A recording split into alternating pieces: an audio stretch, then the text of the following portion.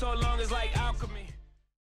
All right, first offensive series of the game. You see the double over Aldridge's right shoulder. That's just good coaching. San Antonio was prepared for that, and Aldridge was prepared to pass out of that on the first play of the game. One thing I found interesting as you take a look at the lineups, Bertans no longer in the starting lineup as Danny Green is back, was Kyle Anderson is basically getting the Tony Allen, a.k.a. Draymond treatment on the perimeter. He did not score a point in this game, and look at Draymond dare him to shoot that, and that's part of the struggles for this San Antonio team, but their offensive rebounding and early action really hurt us. Now, I'm going to freeze it right here. You watch Patty Mills shove Quinn Cook off, right there. That is what enables him to pop out off that screen, and that's the art of moving without the ball, and Quinn Cook's going to have to learn quickly how to guard these elite guards off the ball. Iguodala, no whistle. That's a tough finish.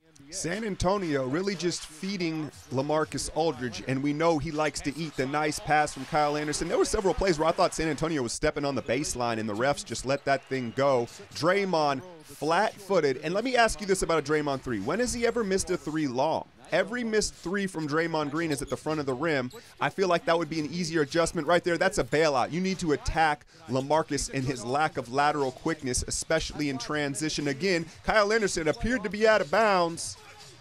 And this was a big play here because San Antonio was rolling as 26, and Aldridge picks up his second foul of the first quarter, and he immediately goes to the bench. And that's what really helped Golden State get back in this game. Quinn Cook always looking to score off the pick and roll. I think he's going to have to switch it up a little bit, gets it back, and hits 2 of the 3 made three-pointers in this game for the Golden State Warriors. Yes, 3 threes. Rudy Gay, the running hook. No, JaVale roofs it at the top. And that was like an armpit block. He might as well have just caught that in the air. But I love JaVale's activity when he came in this game. And honestly, I thought we could have used a little more of him down the stretch. Look at him switch out and challenge this shot.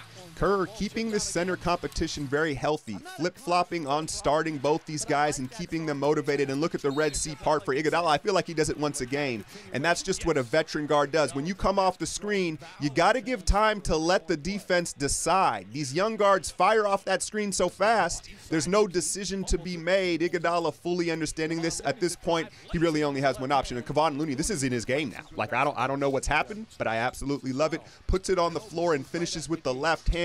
Manu, no sir. Here we go out in transition. So Quinn Cook, that's a great pass right there. A nice soft over the top, not that risky of a pass. And Pop looks like he wants to go drown a puppy. So as we fight our way back into this game, Patrick McCaw enters the game, and this is his lone basket of the night. And I liked how Patrick looked overall. You can't expect him to have a rhythm. Hell, he didn't have a rhythm when he was healthy. But here, Manu, look at him jump into McGee. That is something that Manu has perfected. You see James Harden do it, and most of these elite scorers.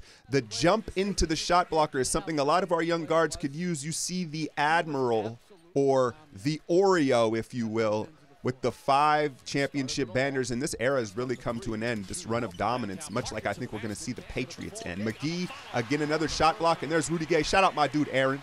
He was talking about Rudy Gay and the mistake of this signing. I really think that, much like the Patriots, Rudy Gay just probably isn't having a lot of fun in San Antonio, and that's not helping his game. He's more of a freelance scorer. Quinn Cook, again, that's probably a shot or a pass you want to make to JaVale off that screen and roll, but he's always looking to score, and that's fine because we've got a lot of guys that are too unselfish on this roster. Now watch Kevon, and he's clearly been learning from Iguodala and David West with the perfect swipe down and turnover, and he's just been a revelation. Now he's going to pin, and that's that high pick and roll, and we're going to use him. There's without a doubt Kevon Looney will get heavy minutes in a potential Houston Rockets series. And like I said, it's just been a revelation. The biggest thing in the last 20 games of the season has been Kevon Looney's growth, and I think that maybe Warrior fans aren't quite as aware of how great that's going to be. David West had a couple sloppy plays, and I attested to just rust. He's just got court rust, the swing, McCaw. Now, read his body language there. It's a little different than his previous body language on the 3. A lot of the times he would step in as if, please make it. That one, it wasn't quite the step back, but you see Mike Brown with some corny new glasses. Why does Kerr look so much more evil with the 5 o'clock shadow? Maybe it's the silver shadow. Now here's a great trap right over the right shoulder, but watch West and Livingston both go out to the shooter, and now that kind of leaves Draymond out to dry, and Powell runs right to the front of the rim. But I liked the trapping, but it's the timing of it. San Antonio can exploit the timing of a trap better than any team, and they did with Aldridge all night. Sean Livingston, he just didn't shoot enough. We talk about the unselfishness amongst these players, and he can do that so often in a game, but I think it's just, nobody else touches the ball and other guys aren't involved, and so I don't think he likes to do it necessarily. But with the roster the way it is right now, we need more of that, Sean.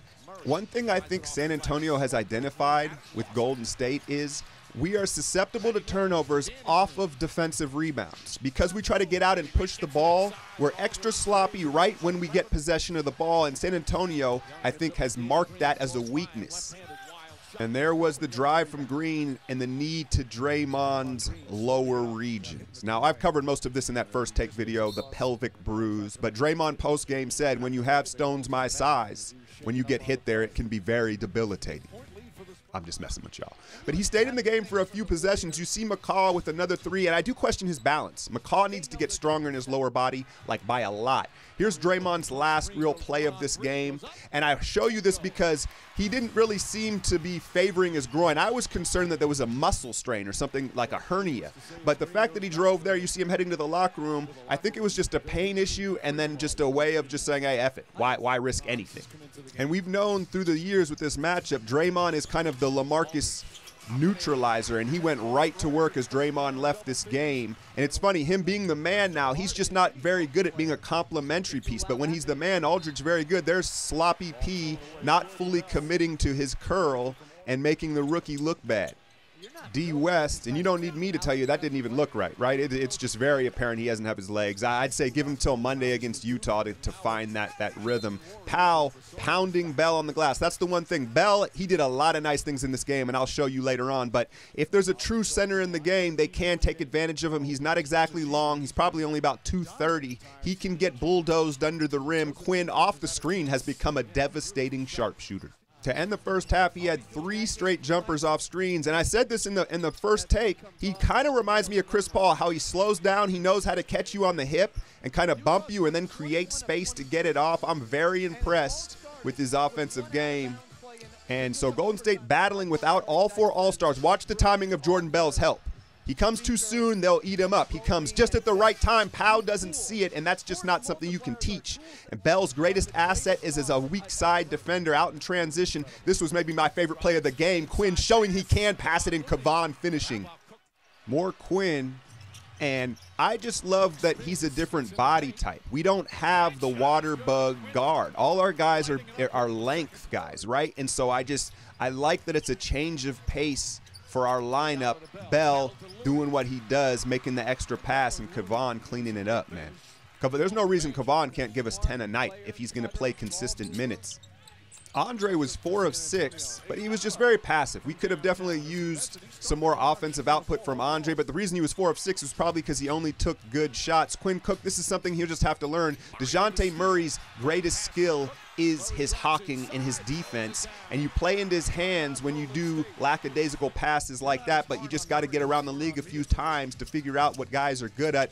Danny Green, and that was just the freakish play I think I've ever seen from Jordan Bell. Like, that just floored me, his recovery speed on that, because he was beaten, and then look how late he jumps and gets that ball. That just blew my mind. Jordan Bell, he has the potential to be a special player. And now he's starting to have a real effect around the rim. Look at Mills. He wants no part of that because he's building a reputation with this freakish recovery speed and able to contest shots, forcing guys to pass off. Quinn Cook, I love that right there. You got to have that in your game. Guys are going to run him off the three-point line like crazy.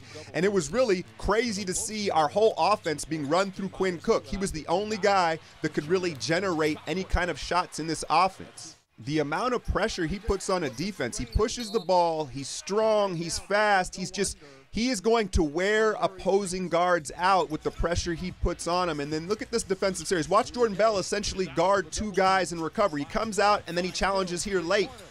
And so, like I said, his greatest strength right now as a player is his weak side defense and the way he can make up and recover. Quinn, he takes a hard foul here, and this was what I was checking for. He had 20 points on the night, but he struggled late in the game. I think he wore down a little bit carrying the load. I want to see how he reacts. Now, Steph should be back Friday, but I just want to see how confident Quinn Cook remains when he has a bad night. We've only seen really good nights from him. There's the in-and-out shake and bake chef special.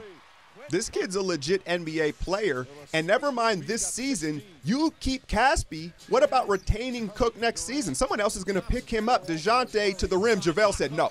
And like I said, I felt JaVale earned a little more minutes than he played in this game. He was exceptional off the bench, much better than Zaza in both of their limited minutes. Here he gets a switch on a mouse, seals him, and then just finishes it very cleanly. I'd like to see him finish with two hands more often. I think he can do that. Sometimes he twirls around and he just gets lost. There's McCaw, and what you like about that is he blocked it with the injured hand, or wrist that is. So it just lets you know he's not thinking about it. And again, I liked his overall game. I liked the way he was moving Quinn. That's tough, man. That's tough. Tell me that doesn't look like Chris Paul, y'all. I'm not saying he's Chris Paul. I'm just saying the way he gets buckets off screens. McGee showing the hands and then the drop off to Loon Dog. We all love ourselves a little Loon Dog. So time winding down in the third quarter. Who do we go to? Who else? Kevon Looney. How about 12, 8, and 3 steals for the UCLA product? Watch Manu try to floppage his way to the line. Not going to get it. Why do I feel like Pop and Doris Burke have like some low-key relationship? Peep the body language in this. Maybe this can get me out of answering questions about the third quarter, but congratulations on your induction. Well deserved. Thank you, and I won't ask a question. Did I escape? No, you're out. Thank you so much, Pop. Bad. Me up for the sex tape or not. All right, Malcolm, you going too far. More Kevon Looney, one of his 3 steals. His length and his discipline really just disrupts defenders. Guys aren't educated to how good of a player he is yet. Here's the textbook Patrick McCaw defensive stance, switching the hips, active hands that we've really missed. Obviously, we haven't missed any kind of offense, but his active defense, man. And then Aldridge, I really do think there's something to be said about Draymond leaving the game. I think it didn't really matter who else it was. He just had more confidence with Draymond not on the floor. The second unit in the fourth quarter, San Antonio just owned the game, as you might think they would in this situation. David West, the timing's off, the spacing is not there, and then he's just helpless in transition, and you can see how upset he is with himself. I like that. I like when a guy shows frustration, not too much, but shows enough to let you know, like, he knows it's his fault and you know he cares. David West did that. Some other guys on this team, not so much. Listen to Kirk. They're fighting like crazy for the playoffs, right? So we got to bring it right back, all right? Bring it. Match their level of intensity, and let's get a score and a stop right now. So Kerr got it. He understood what they were up against, and David West kind of wills himself to getting a basket, but there was a lack of whistles down the stretch, I'm not going to lie, and then this happened. I lost my mind. Watch Nick Young, throws up a prayer. Look at him shuffle to the corner, and then look at him get back, or lack thereof. And what this does is leaves the defense scrambling, and a wide open 3 in the corner for Danny Green. Fuck Nick Young. And why does Danny Green look like he's got a saddle between his legs every time he goes up and down the court? Oh, bow-legged bastard. Quinn Cook, man. See, you can see him get a little frustrated here, and I want you to peep the body language. I think we need to see he's on a high right now. He's made it in the NBA. You know, he's kind of made it. And so I just want to see where his confidence stays at. Like I said, let's watch him after plays because he struggled down the stretch. I think there was a wear-out factor. And then Aldridge at this point, that's nasty right there. The quick little stop for the big man and the sweet jumper. Great night for Aldridge. I want to give him his credit, 34 and 12. And San Antonio does what they absolutely have to do. Now, they're in the 5th seed, but they're just 1 game away from the 8th seed. So it was a must-win game. I think if you're Kerr, you're happy with the youngsters in the fight they showed -4 All-Stars. If you're Pop, you're like, damn, we barely won, and they don't even have any of their guys. And then what was this? What is this group circle? Mike Brown's like, ha, ha, ha, yeah, guys, yeah, ha, ha, ha, yeah, baby. Do you think that's how Mike talks, or he's probably like, hey, guys, I don't know. But anyway, your boy's rambling. You see I'm trying to add a little more comic relief. I'm trying to loosen up a little bit and bring that back. But take a look at these standings, man.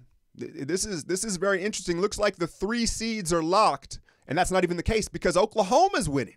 So there's going to be a fight to the finish here, 3 through 10. I'm out, y'all.